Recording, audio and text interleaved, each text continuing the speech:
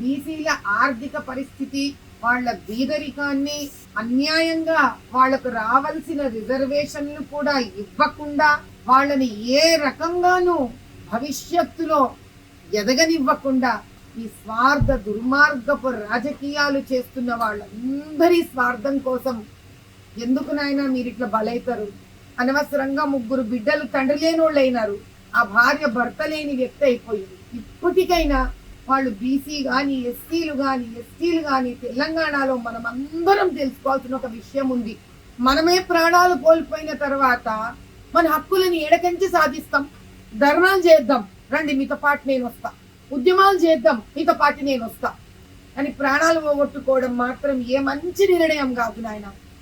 అది కూడా ఎవరి కోసం తీసుకున్న ప్రాణం అది. చివరికి కుటుంబం అనాథ అయిపోయింది కదా. మీ అందరికీ చేతులెట్టి దండం పెడుతుంది. ఈ రాష్ట్రం బాగుపడాలంటే తగలబెట్టుకుంటే బాగుపడదు రాష్ట్రం.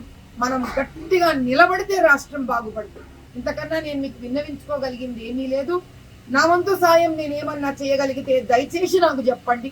నా వంతు సహాయం నేను ఇచ్చి ఆ కుటుంబాన్ని ఆదుకునే ప్రయత్నం చేస్తాను. ఈశ్వరయ్యచారి ఆత్మ పుణ్యలోకాలను చేరుకోవాలని కోరుకుంటున్నా.